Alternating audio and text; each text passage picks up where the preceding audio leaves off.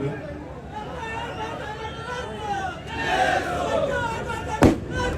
विजय, मैं आग्रह करूंगा साथियों से कि वो बैठ जाए।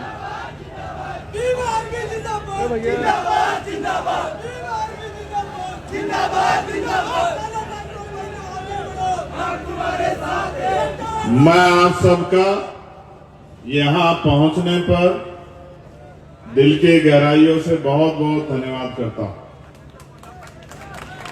आप पिछले लंबे समय से यहाँ बैठे हुए हैं। जो सम्मानित वक्ता यहाँ बोल रहे हैं उनको आप लोग सुन रहे हैं। एक बड़ा उत्साह आपके अंदर दिखाई दे रहा है। ये उत्साह हमारी ताकत है। मैं आपसे ये आग्रह भी करता हूं कि उत्साह को बना कर रखिए। ये जो साथी आगे खड़े हो गए इनकी वजह से पीछे वालों को परेशानी होगी। मेरा इनसे आग्रह है कि वो अपनी जगहों पर बैठ जाए। जो पीछे बैठे हुए लोगों को तकलीफ ना हो।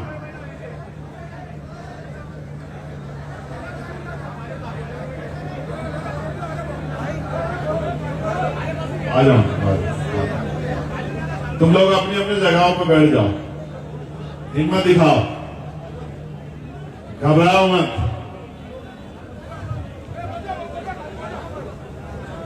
बैठ जाओ, बैठ जाओ। जो यहां से वहां तक के हर आदमी को मेरी शक्ल दिख जाए। वो जो उम्मीदें लेके यहाँ आया था कि मैं आज भाई से मिल पाऊंगा, उसकी उम्मीदें पूरी हो जाए। मैं नौजवानों से कहूंगा जो इधर खड़े वो इस सामने आके बैठ जाएं, आसान हो जाएगा।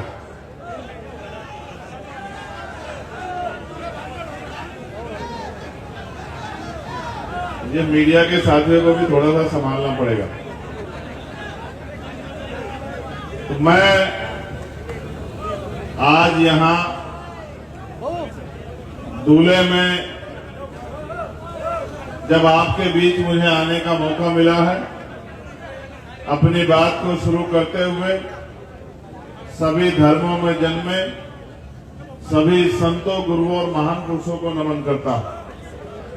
उनमें भी राष्ट्रपिता ज्योतिबा फूले, छत्रपति साहू जी महाराज, संत गाडगे जी महाराज, नारायणा गुरु, छत्रपति शिवाजी महाराज, मां जीजाबाई और डॉक्टर बाबा साहब अम्बेडकर को नमन करता हूं। साथ साथ मेरे राजनीतिक गुरु मान्यवर साहब श्री काशीराम जी को और मान्यवर दीना भाना वाल्मीकि जी को भी नमन करता हूं। ये जिस कार्यक्रम में मुझे बुलाया गया है इसका नाम रखा गया है बहुजन हक परिषद। मैं इस मंच पर उपस्थित हमारे सभी शानदार नेताओं का भी बहुत बहुत धन्यवाद करता हूं। भीम आर्मी के हमारे राष्ट्रीय और प्रदेश स्तर के सभी नेतागण जो लंबे समय से यहां मौजूद हैं, जिन्होंने पिछले 7-8 साल में लगातार दिन रात एक करके यहां काम करके हर समस्या के खिलाफ लड़ाई लड़के हमारे हाथों को आंदोलन को मजबूत करने का काम किया। मैं उन सभी साथियों को बहुत बहुत धन्यवाद करता हूं और आजाद समाज पार्टी के हमारे नेतागणों को भी और जितने भी और साथी यहाँ भाई आनंद जी के निमंत्रण पे आए हैं, मैं उन सबका भी बहुत बहुत धन्यवाद करता हूं। मैं महाराष्ट्र की शक्ति से वाकिफ हूं। मुझे महाराष्ट्र पे कोई शक नहीं। मैंने महाराष्ट्र को लड़ते हुए देखा और आज से नहीं देखा, बहुत लंबा समय हो गया। महाराष्ट्र ने स्वाभिमान सम्मान की लड़ाई लड़ी और मेरे आज भी याद है, मैं जेल में था जब भीमा कोरेगांव में परेशानी खड़ी हुई थी, मेरे आज भी याद है। और 3 दिन के अंदर जो आपने करके दिखाया था महाराष्ट्र में, वो सदियों सदियों तक याद रखा जाएगा। इस बात को भी कोई भूल नहीं सकता। और आप ये भी जानते हैं कि जब हमें कोई उदाहरण देना होता है तो महाराष्ट्र की बात करते हैं, भीमा कोरेगांव की बात करते हैं। जब हमें ज्ञान की बात करनी होती है तो हम बाबा साहब अम्बेडकर के संघर्षों को याद करते हैं। जब हमें नमन करना होता है तो हम दीक्षा भूमि को याद करते हैं। जब हमें शांति के संदेश को आगे बढ़ाना होता है तो हम चैत्य भूमि को, दीक्षा भूमि को नमन करके अपनी बात को मजबूत करते हैं। लेकिन आज जब मैं आया हूं और मेरे हाथ में एक कागज दिया गया है जिसमें यहाँ की समस्या लिखी गई है, तो इस कागज को पढ़ने के बाद मुझे ऐसा लगता है कि चाहे महाराष्ट्र का कोई कोना हो या देश का कोई और प्रदेश, जो हक वंचित बहुजन समाज है उनकी समस्या एक जैसी है। उसके लिए मुझे किसी चिट्ठी की जरूरत नहीं। आप जानते हैं, मैं रात में बंद आंखों से सपने नहीं देखता हूं, मैं खुली आंखों से सपने देखता हूं। अभी मुझसे पहले हमारे बहुत ही शानदार गायक, क्या नाम है उनका, राहुल भाई वो गाना गा रहे थे जो 2-3 साल पहले उन्होंने लिखा था। मैं दिन में खुली आंखों से सपने देखता हूं। मैंने ये सपना देखा था कि पार्लियामेंट में जाके अपने लोगों की आवाज को बनना। आप मुझे पार्लियामेंट में सुनते नहीं सुनते हो? आपकी आवाज पार्लियामेंट में सबसे मजबूत है या नहीं है, बताओ? पार्लियामेंट में आपकी आवाज ताकतवर होती है, किसी के आगे दब जाती है, बताओ? पार्लियामेंट में आपकी आवाज से ज्यादा विषय किसी ने उठाए हैं क्या? और चाहे प्रदेश, कोई प्रदेश हो, बताओ, सब प्रदेशों के विषय पर आवाज उठती है नहीं उठती है? अभी तो एक आदमी ने सपना देखा, भीम आर्मी के साथियों ने, आजाद समाज पार्टी के साथियों ने पूरा कर दिया।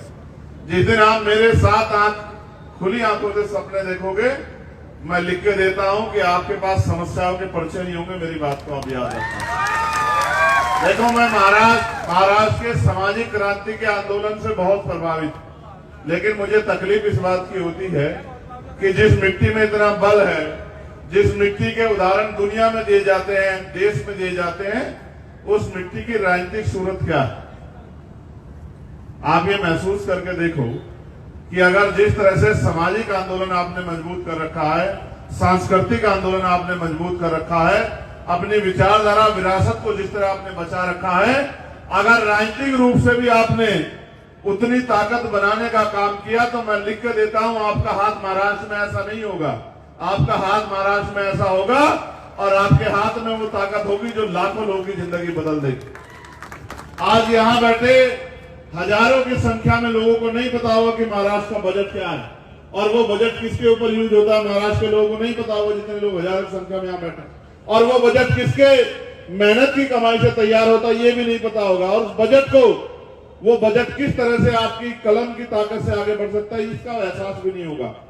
जब जब आपने एहसास किया है, तब तक ताकत बनी। आप सोचिए, अगर बाबा साहब अम्बेडकर कॉन्स्टिट्यूशन असेंबली के मेंबर ना बनते और संविधान सभा में ना जाते, तो क्या संविधान में हमें दे पाते हमें अधिकार? दे पाते हमें अधिकार? कर पाते हमारी रक्षा? खोल पाते हमारे लिए दरवाजे? काट देते गुलामी की बेड़ियां? ये तभी संभव नहीं हो पाता जब तक बाबा साहब अम्बेडकर कॉन्स्टिट्यूशन असेंबली के मेंबर नहीं बनते। आज भले ही अम्बेडकरवादियों की संख्या वहां कम हो, लेकिन आपको याद है जिस दिन मैंने शपथ ली थी, तो मैं अकेला व्यक्ति था जिसने कहा था कि जय भीम नमो बुद्धाय। बताओ, कहा था नहीं कहा था? और मैंने जब कहा था तो उसके बाद क्या हुआ आपको पता है? हमारे स्पीकर साहब ने कानून बना दिया कि आज के बाद शपथ के समय कोई दूसरा नारा नहीं बोलेगा। जब शपथ लेगा तो सीधी शपथ लेगा, उसके अलावा एक शब्द भी नहीं बोलेगा। अगर बोलेगा तो दोबारा से शपथ लेनी पड़ेगी।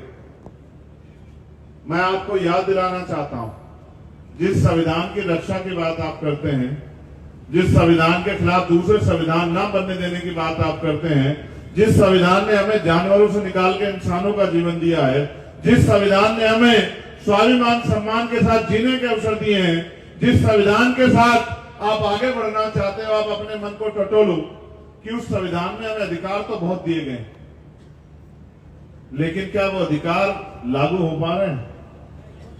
क्या वो अधिकार आपको मिल पा रहे हैं? क्या वो अधिकार आप तक पहुंच पा रहे हैं? तो फिर ये भी बताओ कि उन अधिकारों को पहुंचाने का रास्ता अब तक क्या है?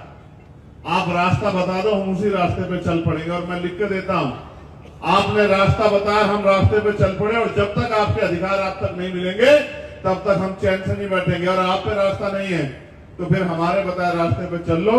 मैं लिख के देता हूं कि अगले आने वाले 4-5 साल में महाराष्ट्र की सूरत इतनी खूबसूरत होगी कि इसको देख के दूसरे स्टेट के लोग भी अपने आप को ताकतवर महसूस किया करेंगे।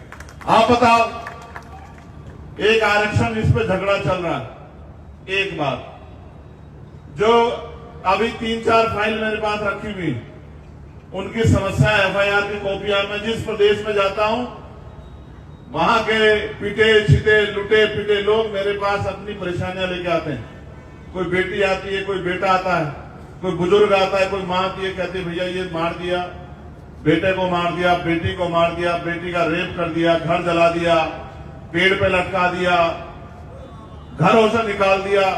मैं उनके एप्लीकेशनें पढ़ता हूं, तकलीफ होती है।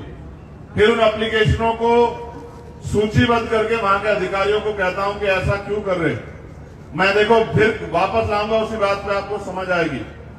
जब मैं उनसे पूछता हूं कि कानून व्यवस्था है, एडमिनिस्ट्रेशन है, पुलिस है, आर्मी है, अर्धसैनिक बल है, सब कुछ होते हुए भी जिन्होंने अपराध किया उनको गिरफ्तार क्यों नहीं कर रहे हो, तो वो कहते हैं कि सर हम कोशिश कर रहे हैं। लेकिन असल कोशिश कहां बंद होती है, जब वहां की राजनीतिक व्यवस्था